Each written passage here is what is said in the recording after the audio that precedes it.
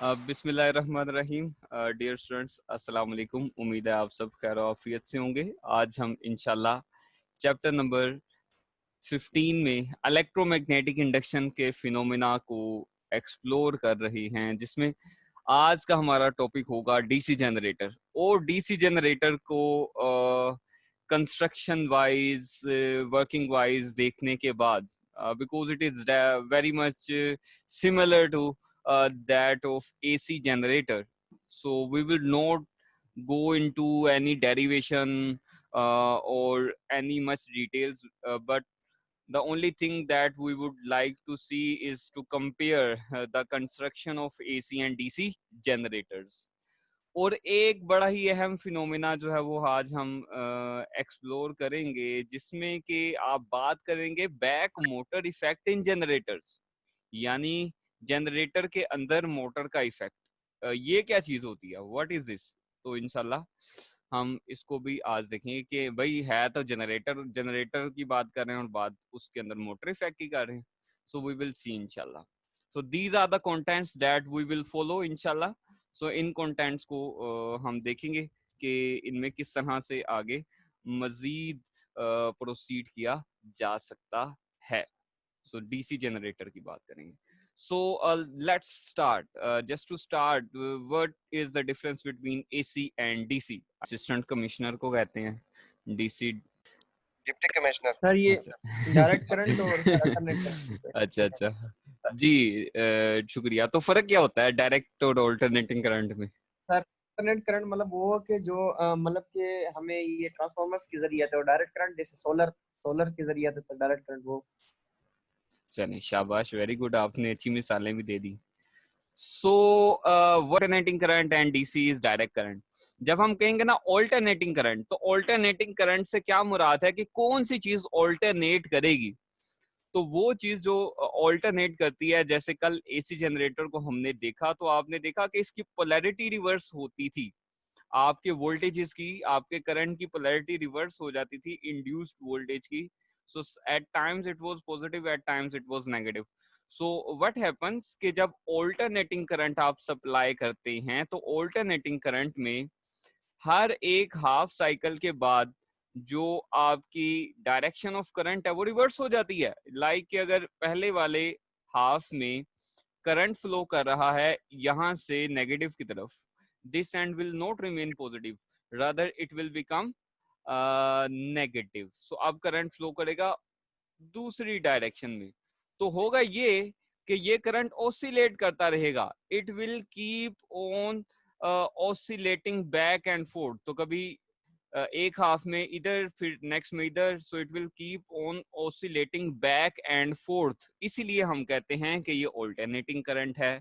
जबकि direct current जो कि आपको बैटरी से मिलता है, जैसे आपको एक फेलो ने अभी आपको बताया कि सोलर पैनल में से जो हम आउटपुट देते हैं वो बैटरी में स्टोरेज करते हैं, तो वो डीसी स्टोरेज जो होती है। तो ऑल्टरनेट जो डायरेक्ट करंट होता है उसकी पोलैरिटी बेटा चेंज नहीं होती है। मींस कि अगर मैंने कहा है ना कि ये वाला टर्मिनल पॉजिटिव है तो ये पॉजिटिव ही होगा, और ये वाला नेगेटिव है तो ये नेगेटिव ही होगा। So the direction of current will remain same, it will not change its polarity, it will not change its direction. So this is the main difference between DC and AC. तो ये एक ज्यादा बेहतर एक demonstration है उसी बात की जो अभी हमने जिसका तज़किरा किया है कि ऑल्टरनेटिंग करंट के अंदर जो पोलैरिटी है वो रिवर्स होती रहती है, जबकि डायरेक्ट करंट के अंदर पोलैरिटी सेम रहती है और करंट यूनिडायरेक्शनल होता है। सो एक बेहतर टर्म है जो हम यूज कर सकते हैं डायरेक्ट करंट के लिए, that is unidirectional current. It has single direction of current to flow. So yes, first see के डीसी जनरेटर ऑपरेट कैसे करता है। I have a very good animation for you, ताकि आप डीसी जनरेटर के operation को समझ सकें कि कैसे डीसी जनरेटर ऑपरेट करता है। So here we can see that there are very important components. ये मैग्नेटिक फील्ड है आपके सामने, यहाँ पर मैग्नेटिक फील्ड है, तो ये मैग्नेट्स हैं। ये कोई मैकेनिज्म है जिसके ऊपर ये हमने लूप वाइंड किया हुआ है, और ये जो लूप है ये लूप रोटेट करने के काबिल है इस एक्सिस के राउंड। सो लेकिन यहाँ पर कार्बन ब्रशेस के साथ कुछ चीज मुख्तलिफ है।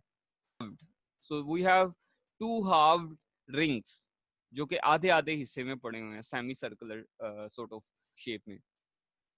ये वो मेन आपका सेगमेंट है जिसको हम कहते हैं कम्यूटेटर, कम्यूटेटर सेगमेंट, जो कि आपकी आउटपुट में डायरेक्शन को सेम रखेगा और एक एंड को हमेशा पॉजिटिव और दूसरे एंड को हमेशा नेगेटिव रखेगा। तो ये कैसे होगा, let us now explore. So I would, चलें यहां से स्टार्ट ले लेते हैं। तो देखें जी, अभी लूप वर्टिकल है बच्चों, अभी लूप वर्टिकल है, मैक्सिमम फ्लक्स पास कर रहा है, मैक्सिमम फ्लक्स पास कर रहा है। लेकिन हम सबको पता है कि किसी लूप में फ्लक्स का पास होना ये दूसरी बात है। पहली बात क्या है, वो है फ्लक्स का चेंज होना। So we need to have a change in flux. और जब भी कभी फ्लक्स में चेंज होता है, फ्लक्स में चेंज होने का मतलब है मैग्नेटिक फील्ड लाइंस की तादाद में कमी या ज्यादती होती है, तो इंड्यूस हो जाती है एक ईएमएफ। और ईएमएफ इंड्यूस होने का मतलब ये है कि लूप के एक तरफ पॉजिटिव चार्ज इकट्ठा हो जाएगा और दूसरी तरफ नेगेटिव चार्ज इकट्ठा हो जाएगा, और ये एक बैटरी की तरह का सेटअप बन जाएगा। तो अभी जब वर्टिकल है, इसके बाद ये आगे फर्दर मूव कर रहा है। So what is going on, ये हॉरिजॉन्टल वाली, सो क्या हो रहा है जी, ये रोटेट करता जाएगा। रोटेट करते साथ यहाँ पर फ्लक्स चेंज होता जा रहा है और ईएमएफ इंड्यूस हो गई है। आप साथ साथ मेरे ग्राफ को भी देखते जाएं। मेरे ग्राफ में देखें तो तकरीबन जब ये लूप हॉरिजॉन्टल हुआ है तो इस लम्हे पर ईएमएफ इंड्यूस्ड मैक्सिमम होगी। ठीक है जी, क्योंकि चेंज इन फ्लक्स मैक्सिमम है। और वैसे भी अगर आप VBL साइन थीटा वाला फॉर्मूला यूज करें तो V is equal to VBL sine theta के मुताबिक इस लम्हे पर आपके कंडक्टर में जो वेलोसिटी है और मैग्नेटिक फील्ड के दरमियान में एंगल है वो मैक्सिमम है। और बस मैग्नेटिक फील्ड अगर इधर है और वेलोसिटी अगर इससे 90 डिग्री पे हो तो उस लम्हे के ऊपर आपकी जो इंड्यूस्ड ईएमएफ होती है वो मैक्सिमम होती है।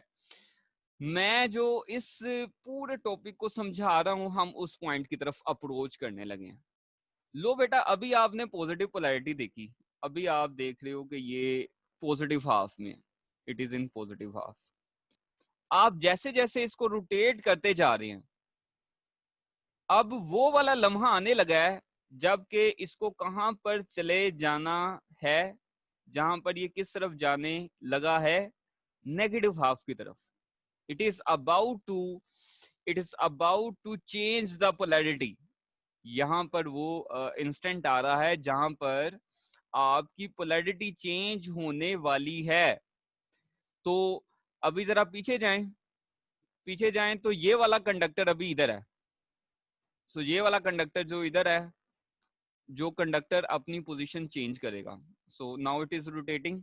Now at this point the current is about to become zero, the induced EMF is about to become zero. अब इस लम्हे पर अगर तो यहां पर स्लिप रिंग यूज किए जाते तो स्लिप रिंग्स तो अपना ब्रश के साथ कांटेक्ट चेंज नहीं करते, स्लिप रिंग्स अपना कांटेक्ट चेंज नहीं करते। लेकिन यहां पर क्या हो रहा है, यहां पर ये हो रहा है कि ये जो टर्मिनल जो आपको रेड नजर आ रहा है, इसमें करंट की डायरेक्शन वो ही रहेगी। क्यों? क्योंकि जब करंट चेंज होने वाला है, जब करंट नेगेटिव वाली साइड पर जाने ही लगा है, उस लम्हे पर आपके ब्रश ने अपने रिंग से कांटेक्ट ही चेंज कर लिया। सो देखें, इस लम्हे पर करंट की डायरेक्शन चेंज होने वाली थी तो इसने क्या किया, ब्रश ने अब दूसरे वाले रिंग के साथ राब्ता कायम कर लिया। तो इसका फायदा क्या होगा, इसका फायदा ये होगा कि आउटपुट के अंदर जो पोलैरिटी है वो स्टिल क्या रहेगी, पॉजिटिव। और बजाय इसके कि ये नेगेटिव साइड पर जाए, ये स्टिल क्या रहेगा, पॉजिटिव।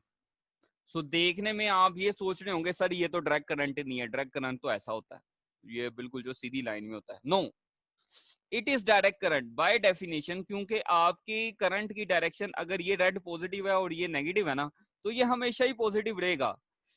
आपका कम्यूटेटर सेगमेंट क्या करेगा, आपके स्प्लिट रिंग्स यहां पर ये काम करेंगे कि इंटरनली, क्योंकि जब मैंने अभी आपसे तज़किरा किया था ना इस कंडक्टर का, तो अभी ये वाला कंडक्टर इस डायरेक्शन में है, यहाँ पर है, तो यहाँ पर करंट की डायरेक्शन फर्ज करें बाहर की तरफ है, तो जब ये सेगमेंट घूम के इधर आ जाएगा, सो लेट अस से कि ये रोटेट कर रहा है और रोटेट करके बेटा ये आ जाता है इधर, तो अब क्या इस कंडक्टर में डायरेक्शन ऑफ करंट वही रहेगी? नहीं, इंटरनली लूप के अंदर तो हम डायरेक्शन ऑफ करंट को अब चेंज कर देंगे, लेकिन आउटपुट के ऊपर हमेशा इस एंड के ऊपर जो भी कंडक्टर है, अभी यानी कि इस एंड के ऊपर ये वाला कंडक्टर है, इस रिंग से ये जुड़ा हुआ है टर्मिनल, तो हमेशा ऑल इन ऑल इस कम्यूटेटर सेगमेंट की वजह से ये होगा कि जब भी कभी करंट अपनी डायरेक्शन चेंज करने लगेगा, उस लम्हे पर ब्रश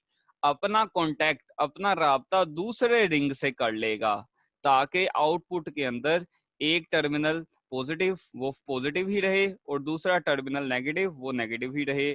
सो इस तरह से आप डीसी जनरेटर के अंदर एक अहम कंपोनेंट देखते हैं जिसको हम क्या कहते हैं, जिसको हम कहते हैं कार्बन ब्रश और स्प्लिट रिंग्स का कॉम्बिनेशन। और कार्बन ब्रश और स्प्लिट रिंग्स का जो ये कॉम्बिनेशन है, इस कॉम्बिनेशन की मदद से आउटपुट में हमेशा जो करंट है वो बेटा सेम रहता है, इसकी पोलैरिटी चेंज नहीं होती, इसलिए हम कहते हैं कि it is a DC generator. So if you have any question then you can please ask. Students, having done with the animation session, अब हमारा next part है, we would like to move towards the book now. ले जी, DC generator क्या होता है? what is a generator? जल्दी जल्दी से बता दे, what is a generator?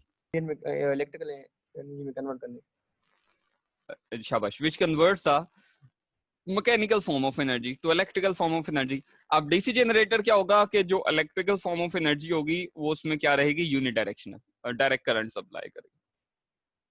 असूल क्या है जी? असूल वही है कि जब भी किसी भी मैकेनिज्म के जरिए आप इस लूप को घुमाएंगे और घुमाने के नतीजे में, रोटेट करवाने के नतीजे में, under the influence of magnetic field आपके लूप में मैग्नेटिक फ्लक्स चेंज हो, so the change of magnetic flux will cause an EMF to get induced, और EMF जैसे ही इंड्यूस होगी तो EMF इंड्यूस होने के नतीजे में क्या होगा जी, इंड्यूस करंट फ्लो करेगा। असूल वही है।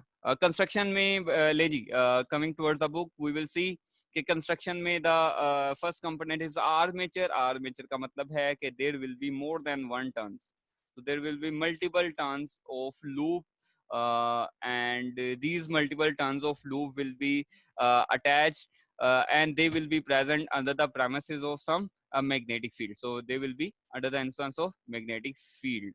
So the coil will rotate under the influence of magnetic field. At the same time we have two split rings, तो बेटा यहाँ पर split rings होते हैं S1 और S2, और इनका काम क्या है? इनका काम ये है कि भाई वो कंडक्टर की साइड जो कि यहां से घूम के दूसरी साइड पर आएगी, उसमें तो करंट की डायरेक्शन चेंज हो जाएगी। सो जब यही वाली साइड घूमती है, रोटेट करती है और रोटेट करके ये इधर आ जाती है, सो जब ये साइड इधर आ जाती है तो इसमें तो करंट की डायरेक्शन रिवर्स हो जाएगी, तो आउटपुट में भी करंट की डायरेक्शन रिवर्स हो जानी चाहिए थी।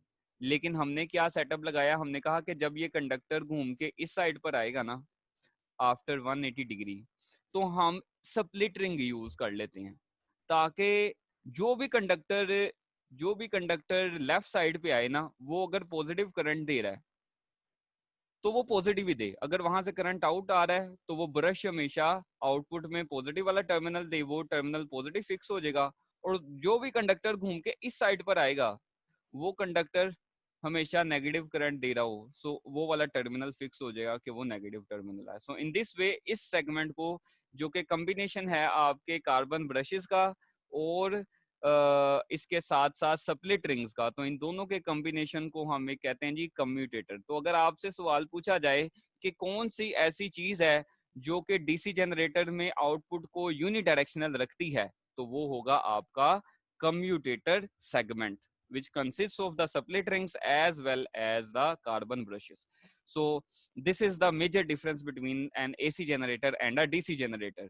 In an AC generator you can see a complete ring, ये complete ring मौजूद है यहाँ पे। So यहाँ पर दोनों लूप्स के साथ कंप्लीट रिंग्स जो हैं वो बनी हुई हैं।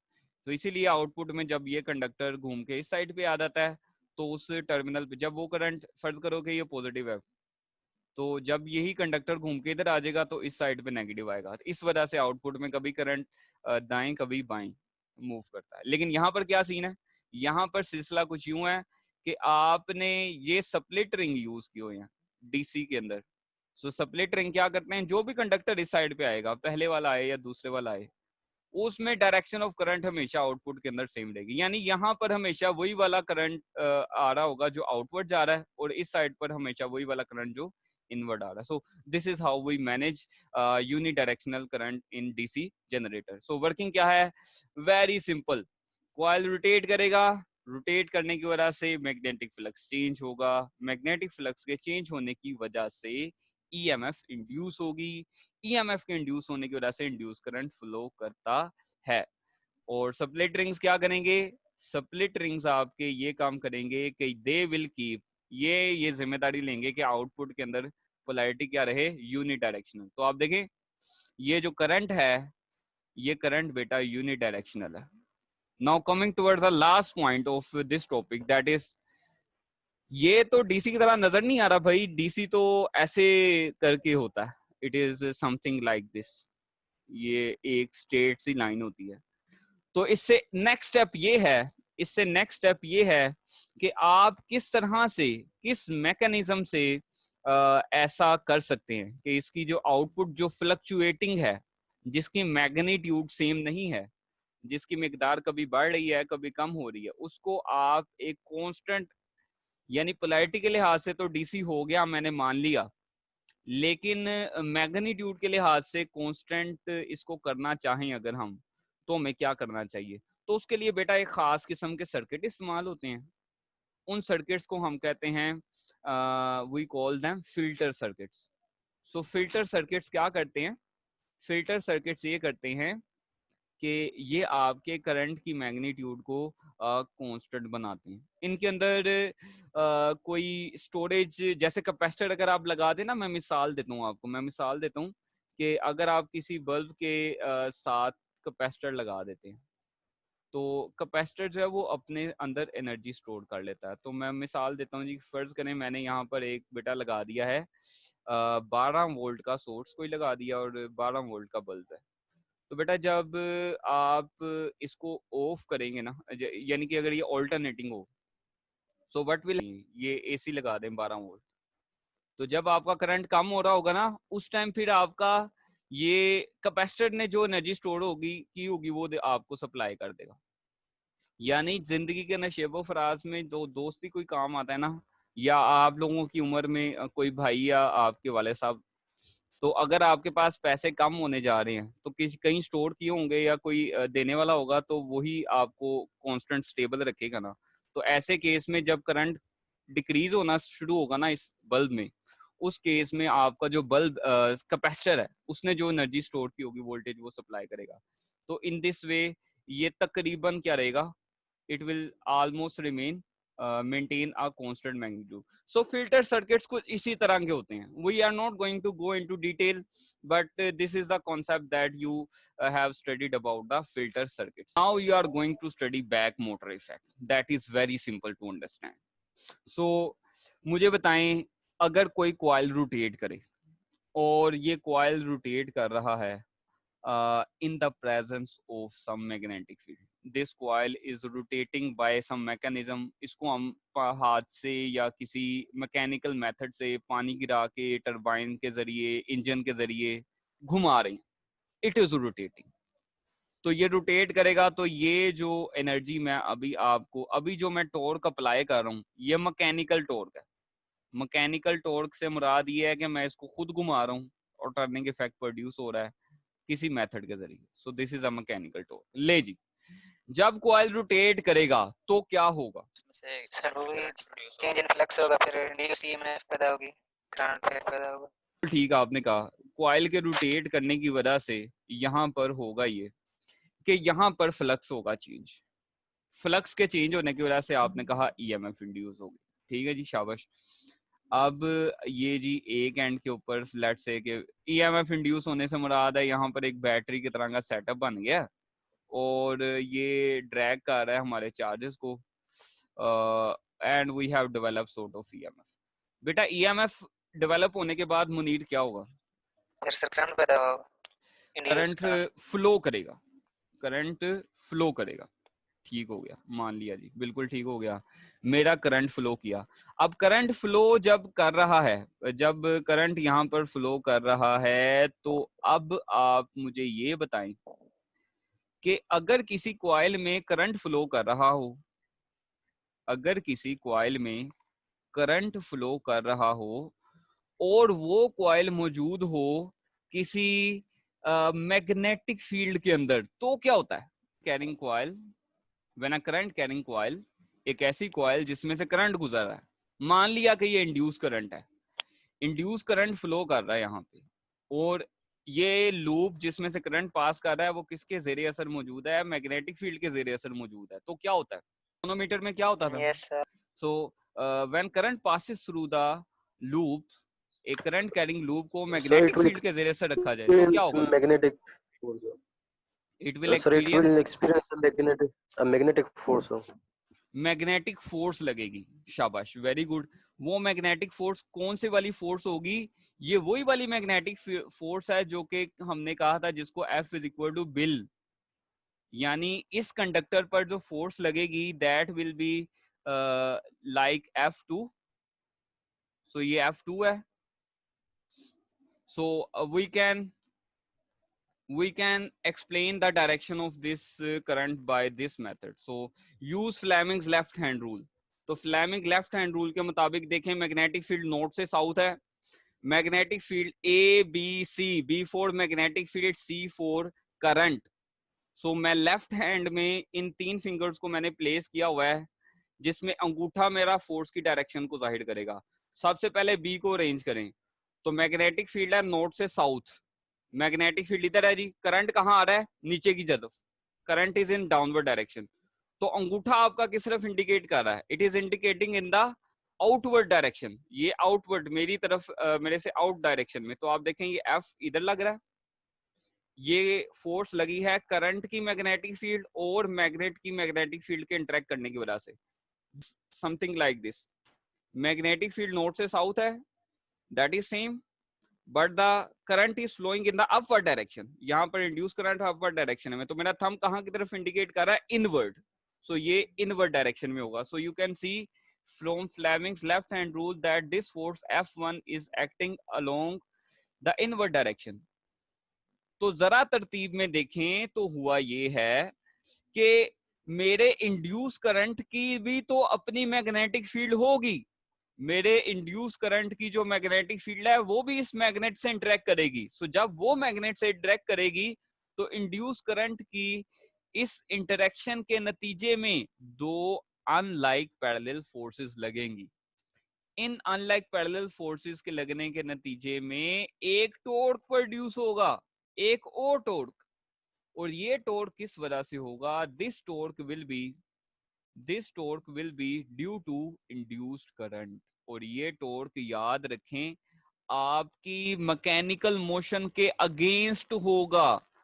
और ये कौन सा इफेक्ट है? ये इफेक्ट कौन सा है? T is equal to BINA cos alpha. This is a motor effect.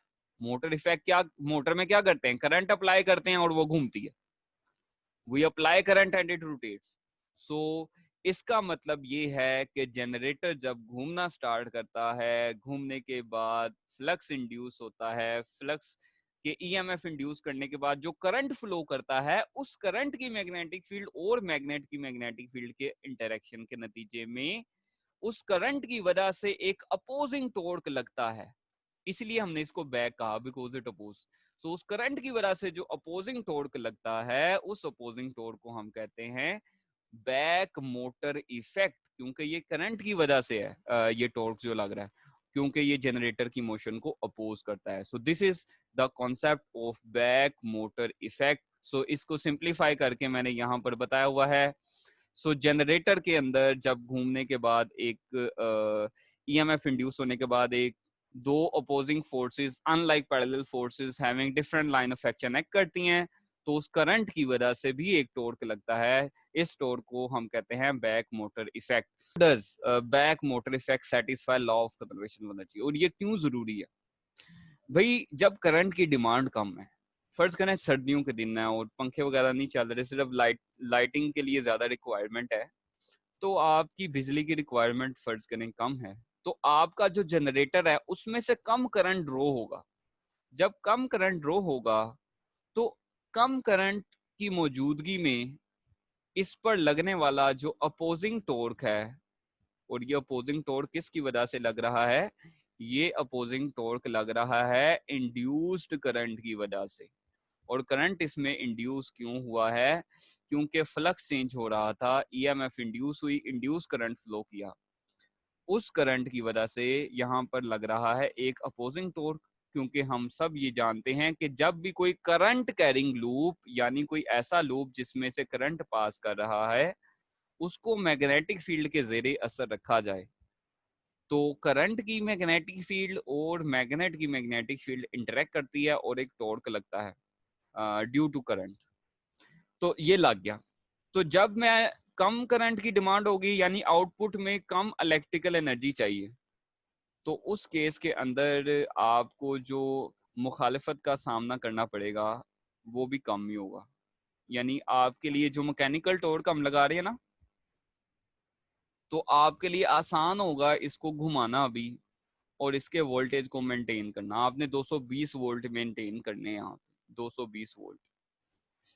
अब मैं क्या करता हूँ कि फर्ज करें गर्मियों के दिन एसी भी चल रहे हैं, फ्रिज भी चल रही है, पंखे भी चल रहे हैं, बहुत सारी अप्लायंसेस चल रही हैं, लोड की डिमांड जो है वो बढ़ गई है, बहुत सारी अप्लायंसेस चल रही हैं। सो मैं तो फिलहाल ये चंद एक ही बना सकता हूँ। ये पैरेलल के अंदर we have a large number of appliances operating. तो जब ज्यादा अप्लायंसेस चल रही हैं तो अब आपके करंट की जो डिमांड है, जो रिक्वायरमेंट है, वो जाहिर है जनरेटर से ही आ रही है, वो बढ़ गई है। So when a large amount of current is required, a large number of amount of current is drawn from the generator.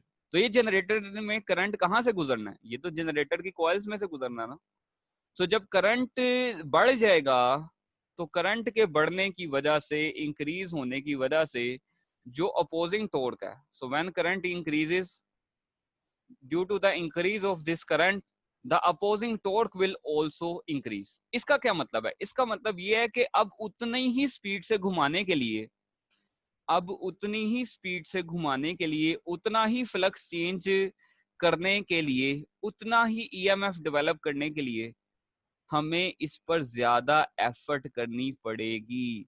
So simply ये law of conservation of energy के कैसे मुताबिक है कि जब आपको ज्यादा आउटपुट में इलेक्ट्रिकल एनर्जी चाहिए, तो आपको मैकेनिकल एनर्जी भी ज्यादा लगानी पड़ रही है।